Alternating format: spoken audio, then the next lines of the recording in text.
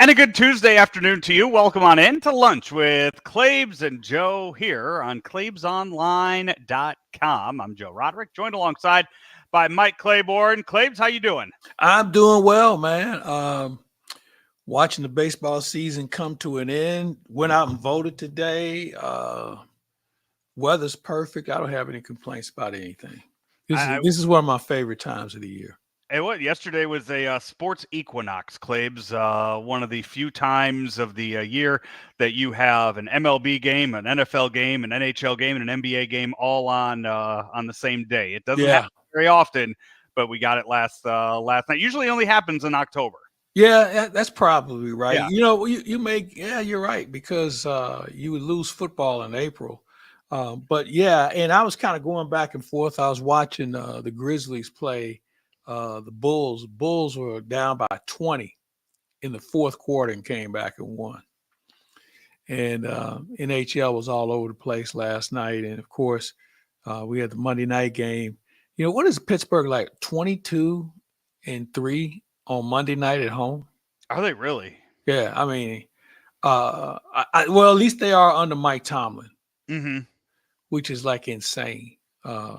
And again, they just showed that, when you look at them on paper, you try and figure out, what's the deal.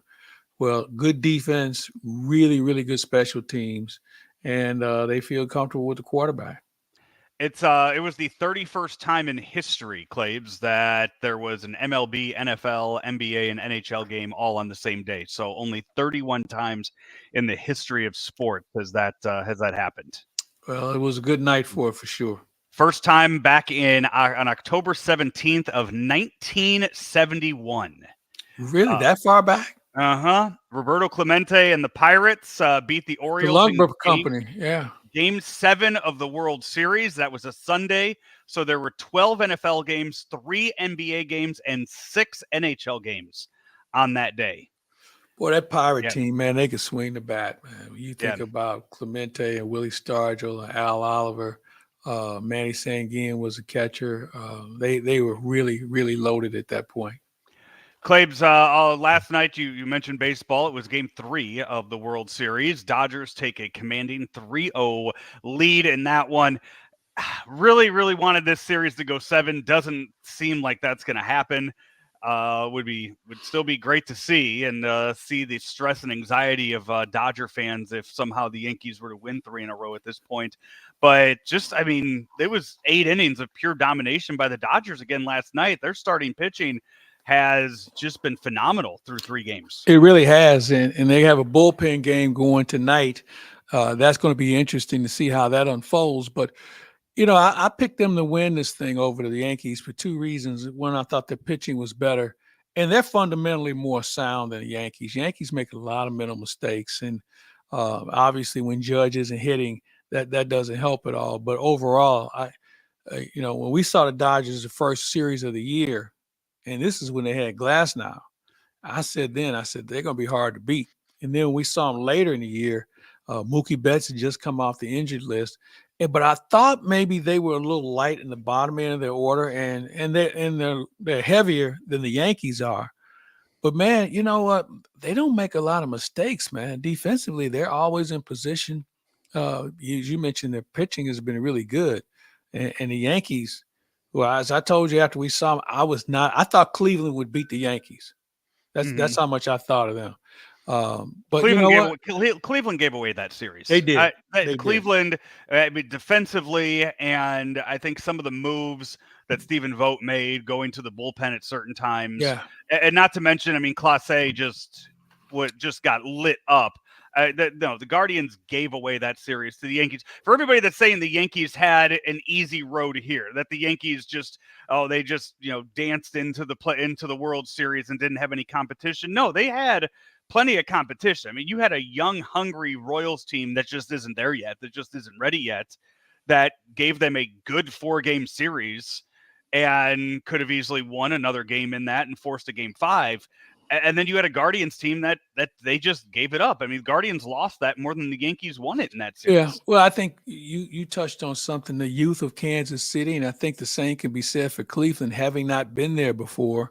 and not having a really a roster of guys who've ever been there before. I think that kind of caught up to him. But I don't think Kansas City and Cleveland are going to go anywhere, and Detroit's got a taste of it now also. So I don't know if the balance of power in the American League is going to shift from the American League East to now the American League Central with a lot of money to be spent. I mean, the American League Central this past year, I think benefited a lot from the White Sox losing 121 games. That's true. So But here's the thing. Here's the difference, though. They took advantage of it. they did take advantage of that. I don't know if I'm ready to shift power yet over to that division. Well, because here's the reason why I would say that, because they have youth.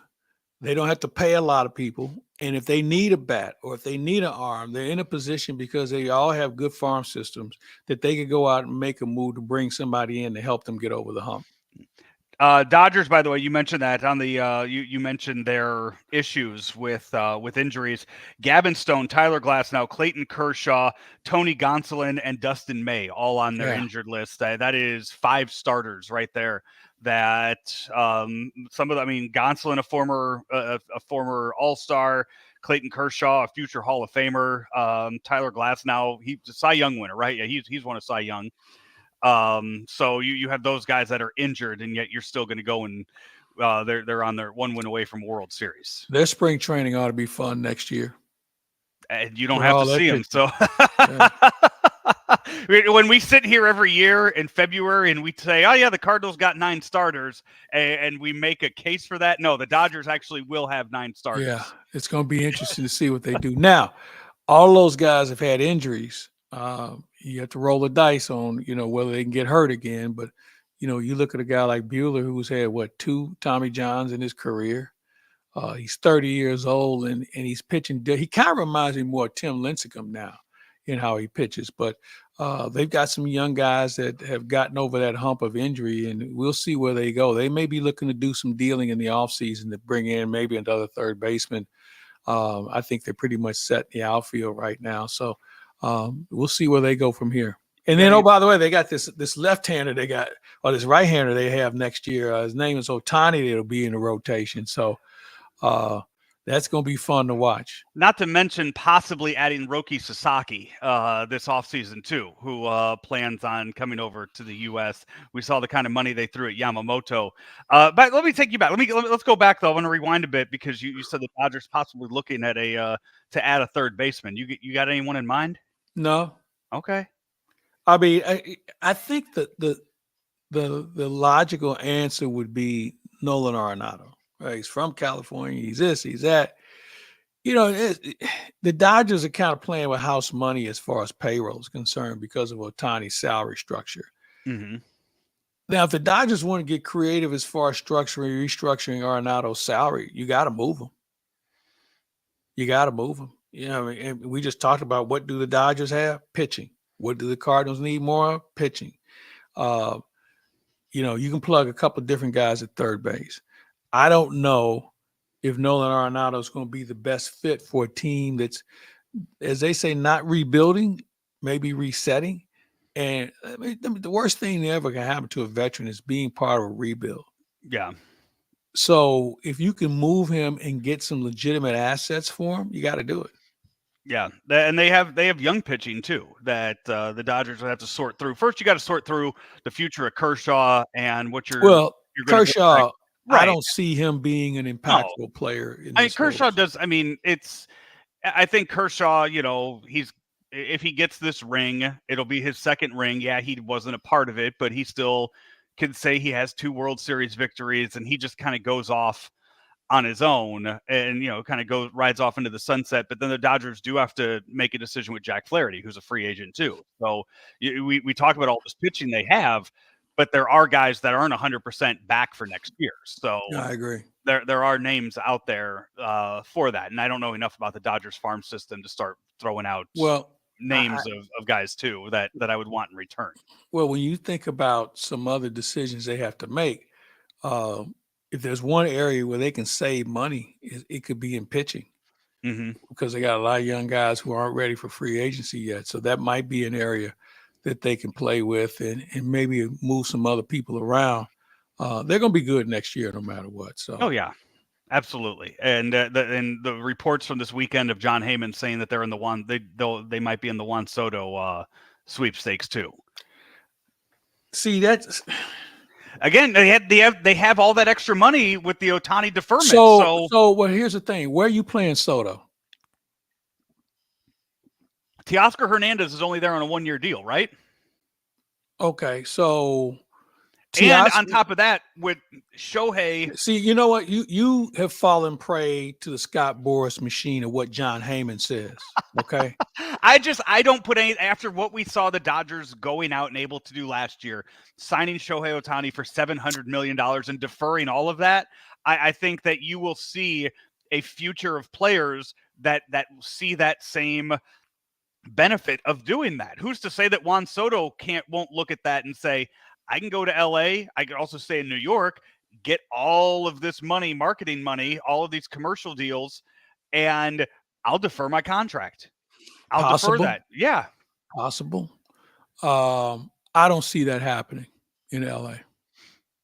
I don't, I mean, Hernandez gave them a pretty good left field this year. Mm-hmm. Okay. And you can plug just about anybody in center field out there. So I don't see a need to go out and get a Soto when you're already a pretty solid. Now you might want to think about third baseman. You might want to think about, you have Gavin Lux playing second base. Is Tommy Edman really your shortstop? I mean, you might look along those lines. But, the Dodgers don't need a lot of tweaking. They might want to go out and get a shutdown guy in the bullpen, but maybe the guy that they just picked up from the White Sox is going to be that guy. So I don't know if there's going to be a lot of need for tweaking. Maybe go get you another left-handed guy out of the bullpen. But overall, I think the Dodgers, there's no reason for them to spend that kind of money. The Yankees, on the other hand, it is, we sit here and we have talked a lot about Cardinal fans maybe not being appreciative of what they've had all of these years. I mean, it's been 2 years since they've been in the postseason and a 100-win season, and you would think that they were the A's with, some of the some of the hard times they've fallen on. But the Yankees, first World Series in 15 years, and now going down 3-0, you read the papers, you listen to the radio, you see some of the fans out there, you would think they were the White Sox this past year. Well, but that's just the urgency of Yankee fans. I mean, they feel like they own the game as it is, and for them to finally get back and to have it happen in this manner, it'd be a different story if this series was tied at 2. Oh, yeah. But they're down 3. So I think that gives a whole different look. And I'll give you a good example. When the Cardinals were in the World Series in 2004 with that team, and everybody thought, well, here we go. It was over with before you knew what happened. And everybody had a bad taste in their mouth. But fortunately, 2 years later, they find themselves back in the World Series and they win it with a different ball club for the most part.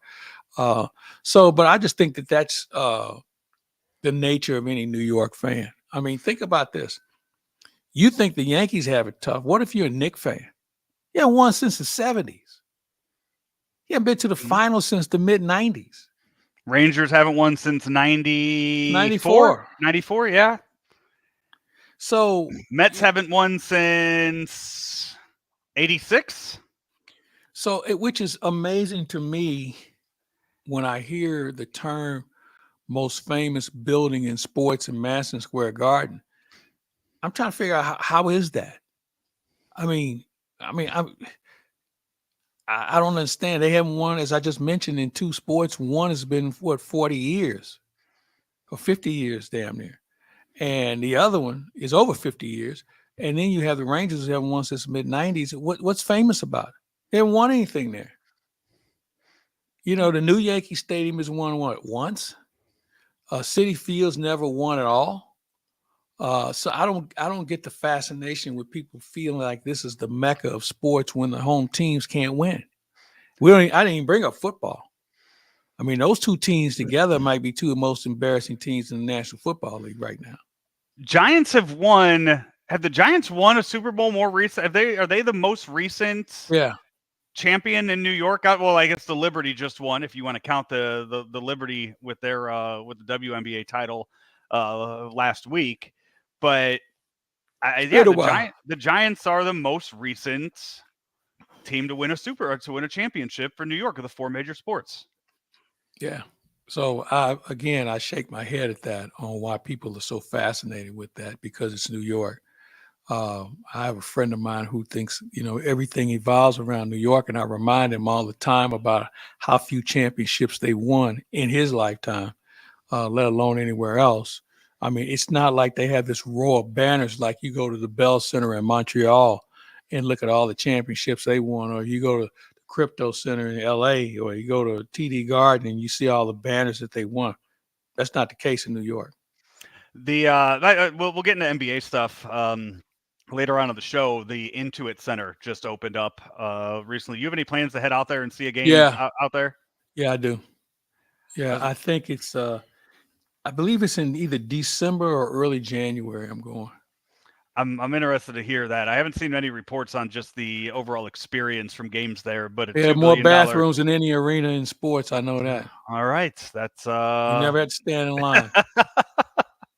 Hey, let's take a quick break. When we come back, jump into some NFL talk, and I'll probably throw a little Mizzou stuff in there as well. This is Lunch with Claibs and Joe here on Claibs Online.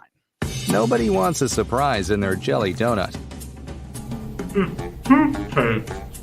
That's because the middle is the most important part.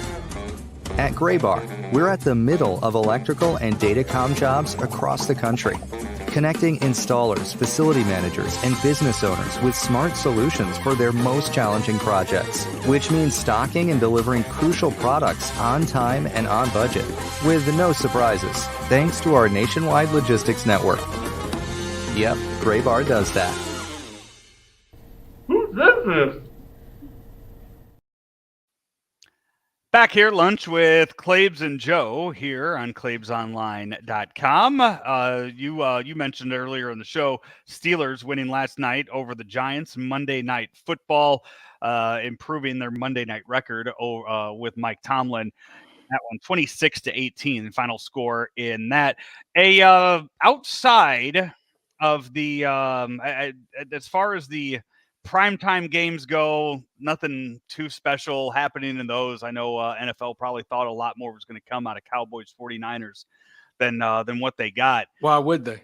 It's just the two franchises that they have. I'm talking about when they scheduled it. Beginning of the season when they scheduled it, they were hoping for a lot more than what those teams are at the moment. Claibs, I will tell you this, the final 10-15 minutes of that morning session on Sunday was probably the most exciting 10-15 minutes of NFL. I mean, just one game after another, going down to the wire at the end of it, watching the Red Zone channel. Scott Hansen, I don't know how he kept up with everything the way he did, the way everything was going. Kind of like election night. Yeah, I mean, this was just one thing after another of, all right, field goal here, touchdown here, interception there. I mean, just one thing after another. It was a fun early slate of games. You had the Jaden Daniels Hail Mary in the afternoon slate of games. Just a fun weekend of NFL football here with one team remaining undefeated. You know why? Because now, as I've said to you before, you can't take these teams serious until they get a half a dozen games under their belt. Okay. Now we're at that point where the good teams are starting to create some distance. The other teams are starting to figure it out. And then you have other teams like the Jets, Giants, who everybody had hope. And we go back to the whole New York thing and thinking because they're the Jets and the Giants, they're going to break through this year. Hey, they're the same team they were last year. Okay. But we're starting to see separation. And it's interesting you bring up the undefeated team, that be Kansas City, who every week you see them, you figure this is the week they're going to get knocked off. But their defense has been so good and their special teams have been very good. And now Mahomes has another guy to throw to. And they have a reasonable running game. But I still think the best team out there is Baltimore. Who lost this past and Detroit. weekend to Baltimore Jameis and Winston. Detroit.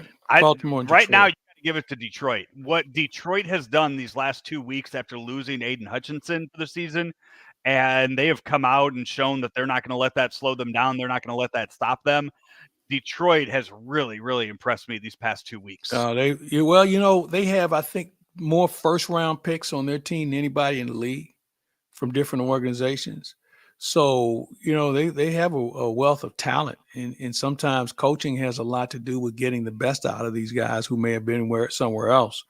So, am I surprised? Maybe not. I'm more happy with their development in the direction because they could be good for a while. Mm-hmm. The Chiefs undefeated this year, 7-0, as you mentioned, on the year. Patrick Mahomes on the season.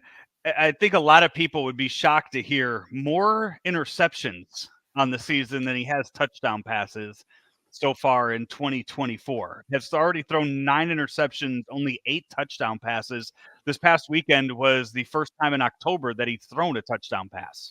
Well, you know what I think you have to look at, and that's like a page 2 statement you make.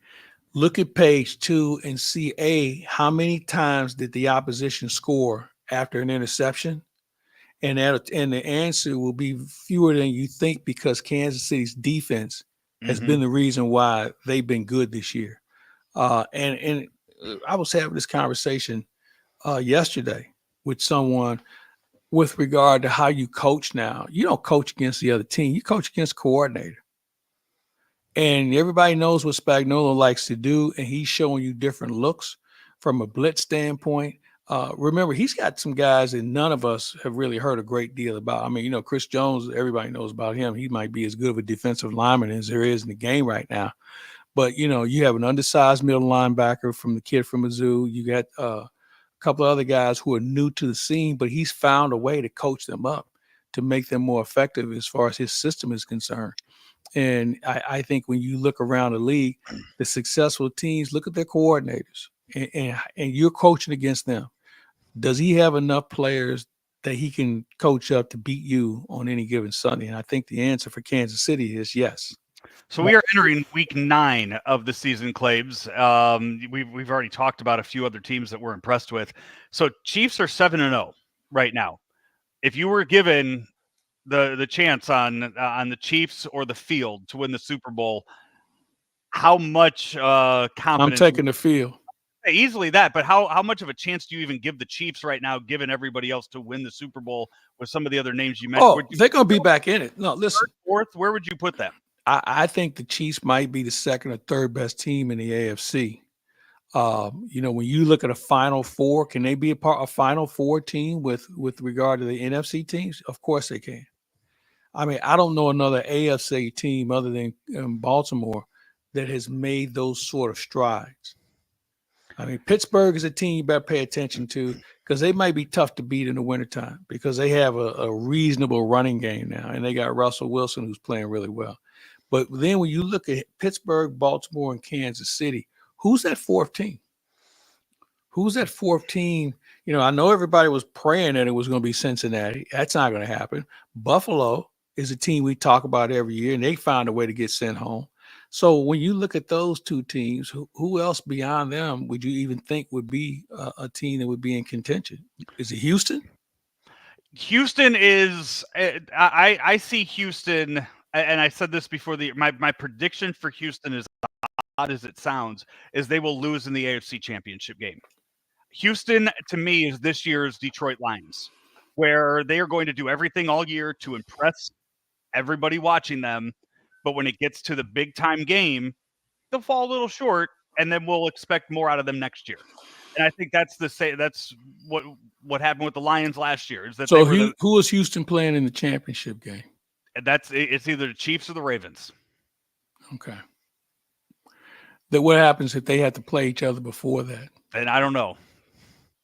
Because they're going to have to play one of those teams before they get to the final. Yeah, and they'll beat them, and it'll be a big story about them overcoming that to knock them off. Or maybe it's the case where they beat the Bills, and that's who sends the Bills home that year or this year for that. But I tell you what, the Bills being 6-2 right now, it sure looked like they were going into rebuilding mode this offseason.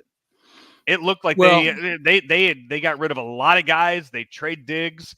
They went and they made a lot of changes. And right now they're sitting 6-2. Well, here's one of the things about them. Their offensive line is pretty good. Okay. And while Josh Allen kind of improvises more than he should, their offensive line gives them a chance. The defense, you're still trying to figure out. And the X factor with all of this is who can stay healthy. Mm-hmm. I mean, I know when you look at Dallas at 3-4, but when you look at how many people they have on their injury list every Sunday, no wonder they're 3-4. Right. I mean, they just don't have enough. Yeah. The looking ahead to next week, week 9 of the NFL schedule. One of those that you mentioned the Bills, Dolphins. Everybody thought that they were going to get back on the same page now that they had Tua back this past week. Can't trust them. No, that's one though. It is they have fallen so far off the radar at this point as far as being a contending team, being a team that everybody likes to watch. They're just a non-factor this year. Well, when you don't have a quarterback in their situation, their defense is okay. They kind of went all in on Tua and really didn't invest in the running game as much as they needed to. I think it's all caught up to them, and they didn't seem like they have a plan B. Mm-hmm. Maybe it's a cap issue.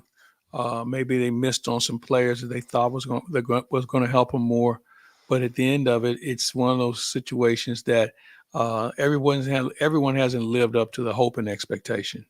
Patriots Titans play this weekend, Claibs. I might put that in our picks of the week for that game. Just how bad of a game.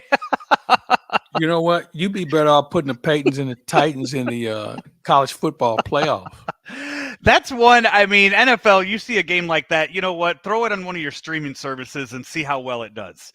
Just so you can boast how good of numbers you can pull in. Good point. From that. Just, you know what? Hey, this week, we're going to throw that game on Netflix. We don't have a deal with them. We're just going to put it on Netflix, and then they're going to boast how many viewers they get for it. That's a good point. Be careful for what you wish for both sides of that fence.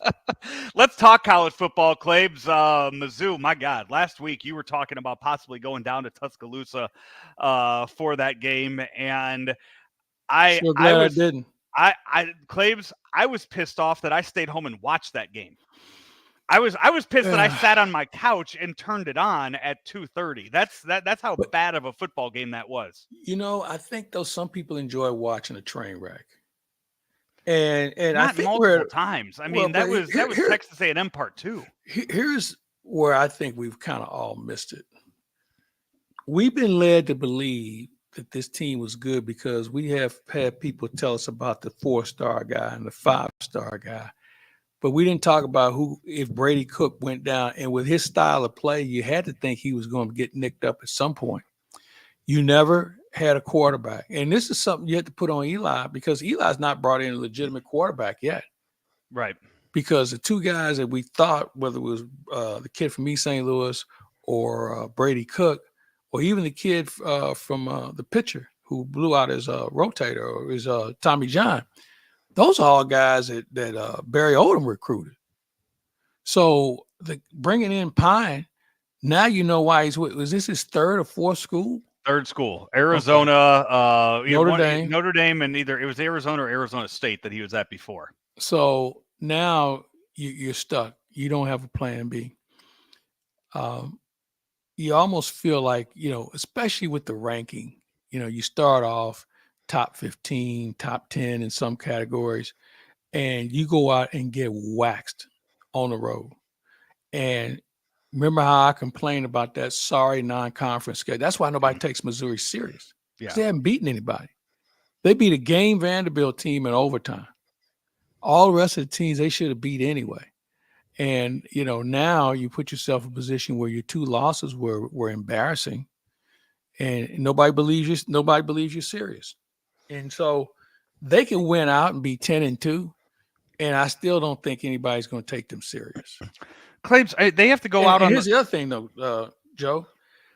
What's this program look like after Luther and Brady Cook leave? Now, I don't think Brady Cook's going to take a snap in the NFL. It's going to count. Luther, I think, has either leveled off, if not regressed. So what happens when those guys leave, along with some of the other receivers that are leaving?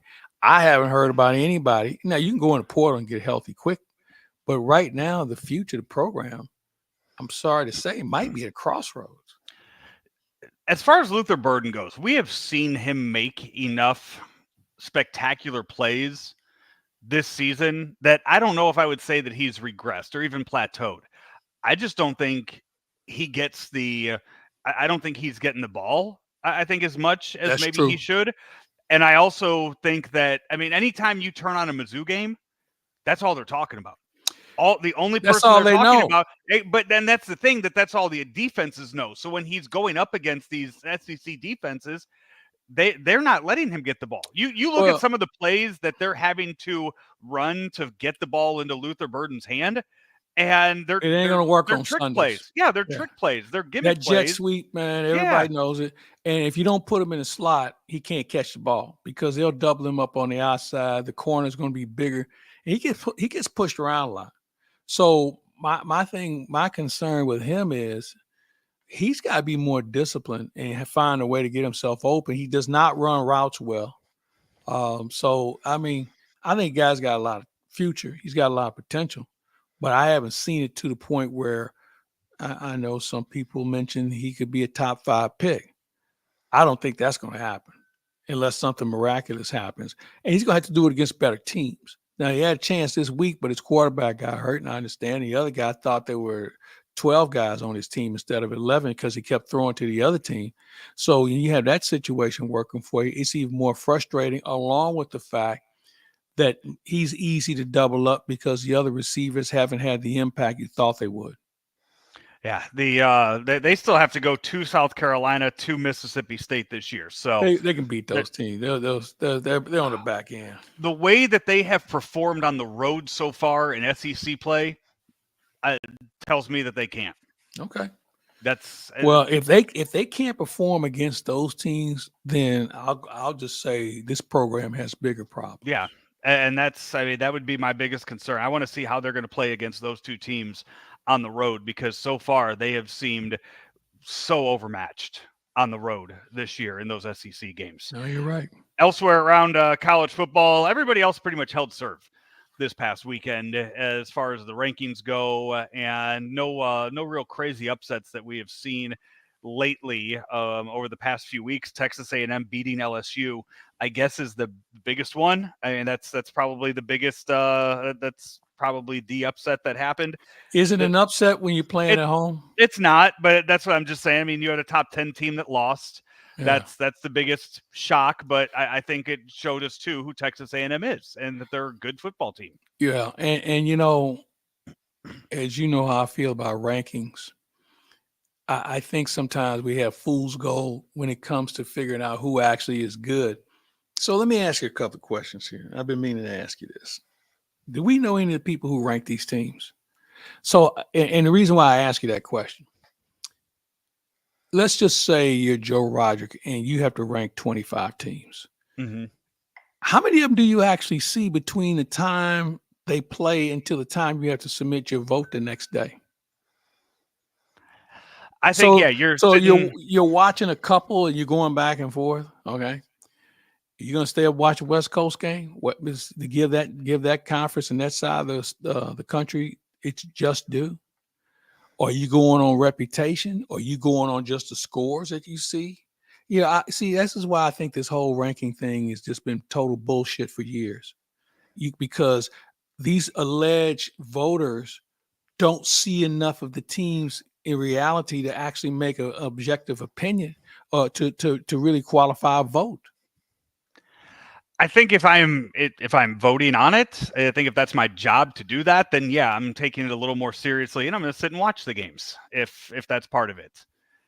Good excuse to sit and watch games. Have two TV setup going and just sit from morning to night and watch all the games. And they may do that.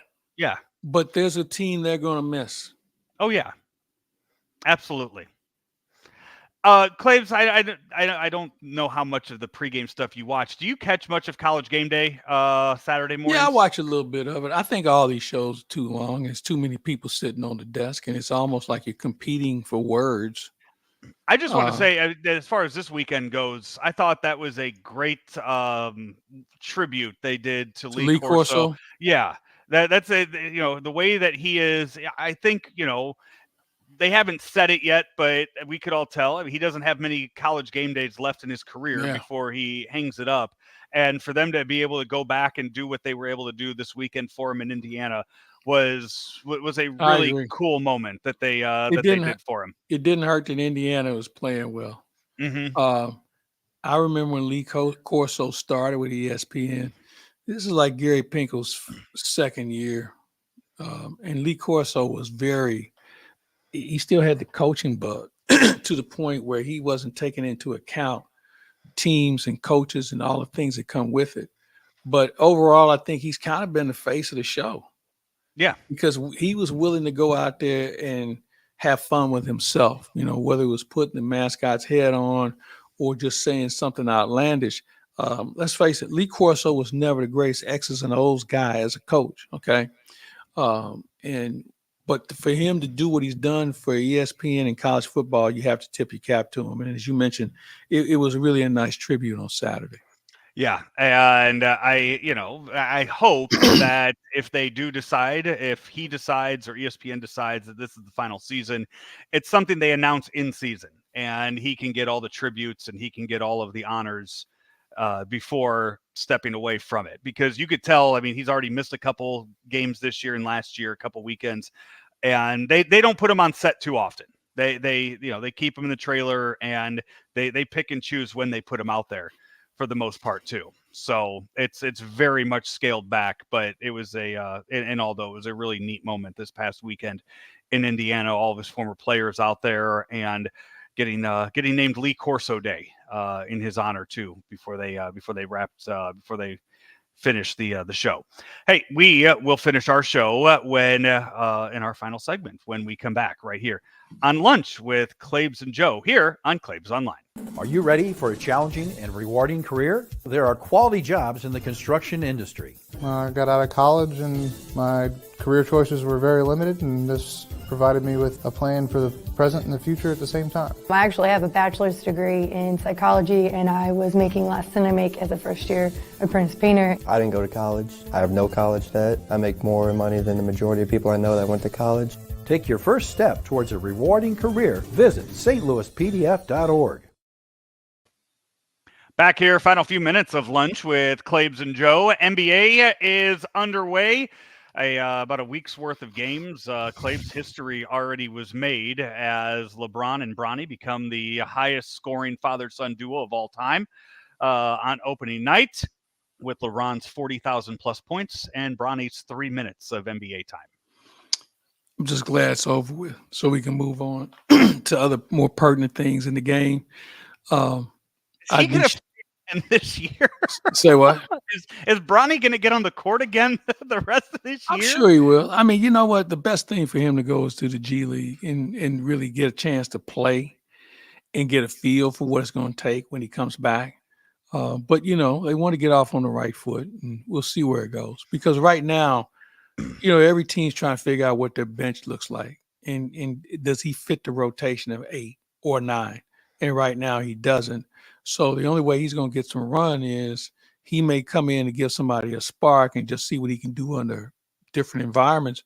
Or you put him in when you got a 20-point lead. Again, I don't know if the guy can play or not. I'm going to be honest with you. I don't know. And I haven't seen anything yet that says, oh, he's got a great crossover, or he can really shoot the three, or he really has his head up looking for the outlet pass. I haven't seen any of that yet. I know he's the son of a very good player, a great player, but I don't know whether that's trickled down where he has an element of his game that he can take to another level. And I'll give you a good example. I look at the Curry family. Del Curry can shoot it. He has a son that came along that can shoot it better. He has another son that's found himself with a really good career in the NBA, but they were able to do some other things, but they found one thing in particular they could actually do. And the reason why I say that with regard to LeBron's son isn't 6'8", 250 pounds or 260 pounds. He may be 6'3", might be.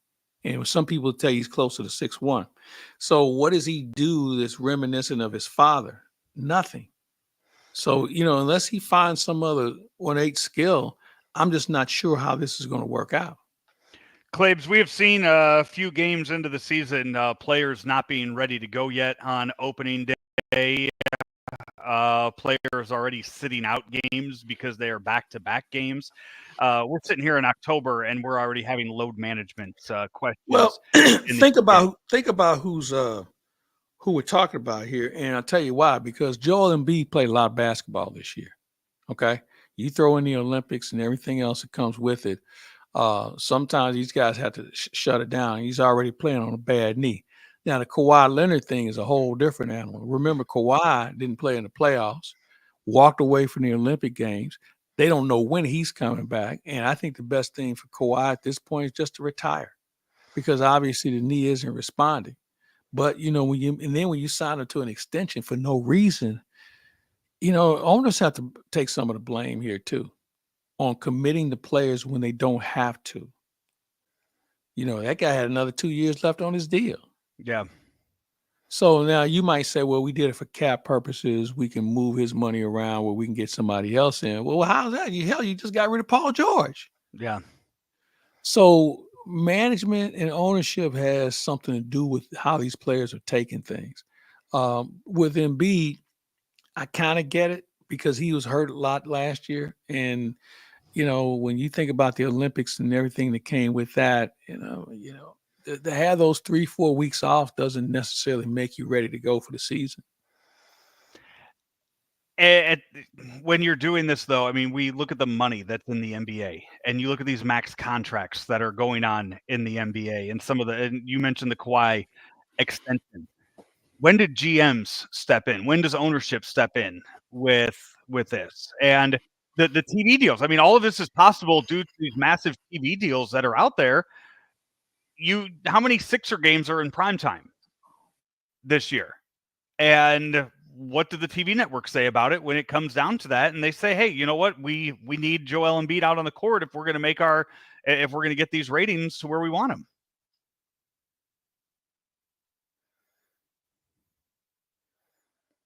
I think I lost you there for a second, Claibs, as you froze on me. So I am going to, we're going to go to a quick commercial break.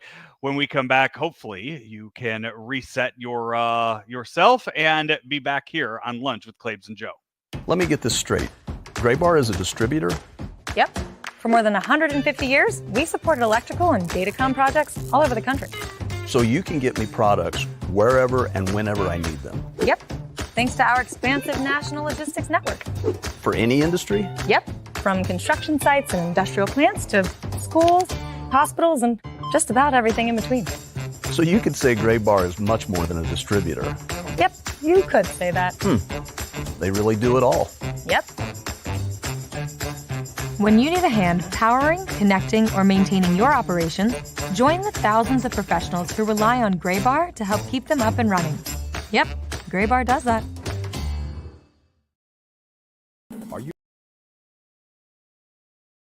Are you ready for a challenging and rewarding career? There are quality jobs in the construction industry. I got out of college and my career choices were very limited, and this provided me with a plan for the present and the future at the same time. I actually have a bachelor's degree in psychology, and I was making less than I make as a first-year apprentice painter. I didn't go to college. I have no college debt. I make more money than the majority of people I know that went to college.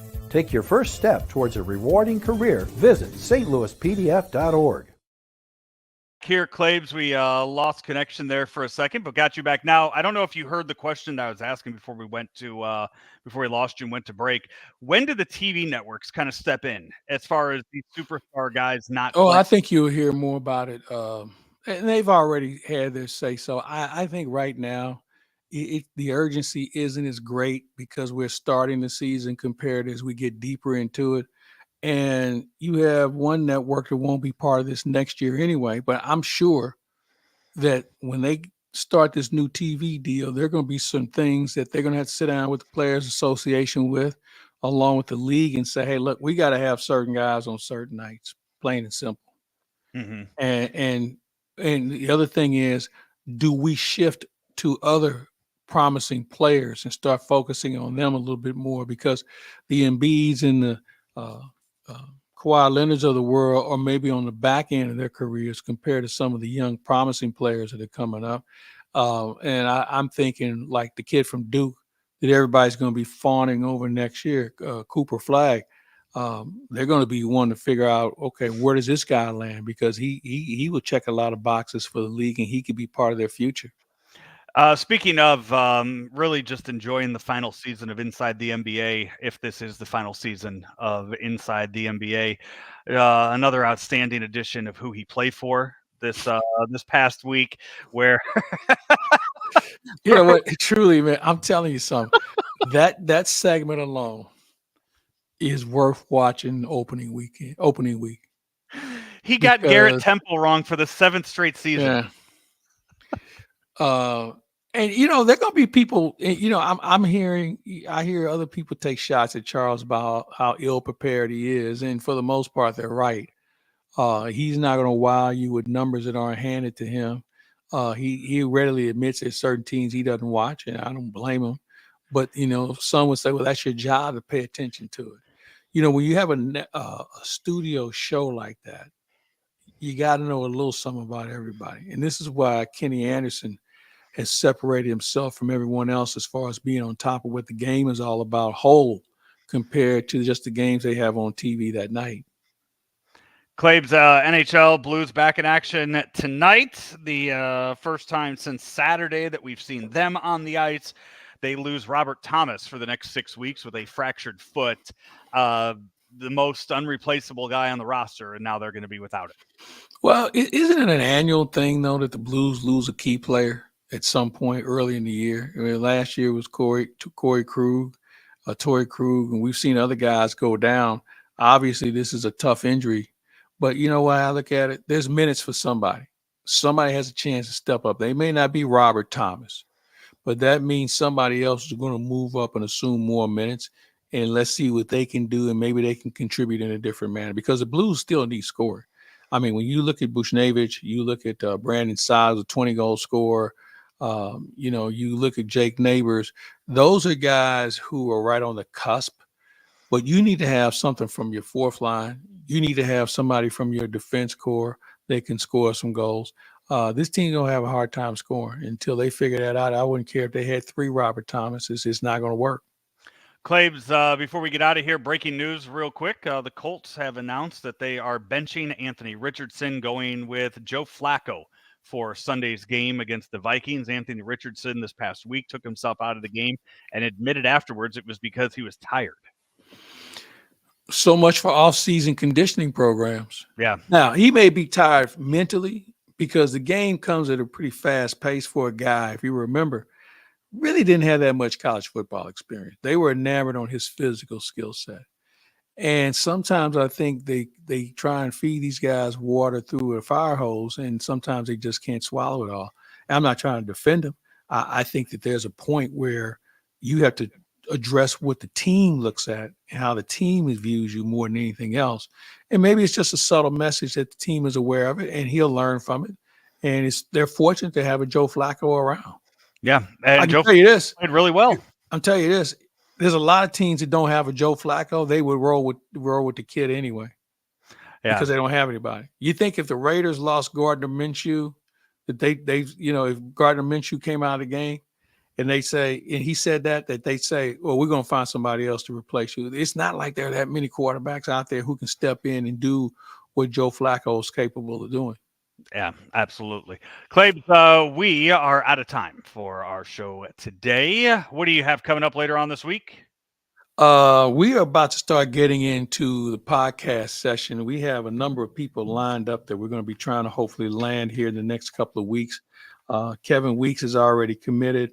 We talked to Marshall Falk. He's got a project going on. Want to put a finishing touch on baseball with Bob Nightingale, and former Ram Super Bowl champion Chris Long is going to join us here in the next week or two. Very nice. Until then, he is Mike Claiborne. I'm Joe Roderick. This has been Lunch with Claibs and Joe right here on Claibs Online. Munganess St. Louis Acura has the vehicle you want, like the all-new 2025 MDX. Get the new 2024 RDX with financing as low as 3.9% or lease with no down payment and just $459 a month. Lease the electrified 2024 Acura ZDX for just $589 per month with zero down. We also have over 100 Acura certified pre-owned vehicles in stock. Munganess St. Louis Acura, better than ever for you.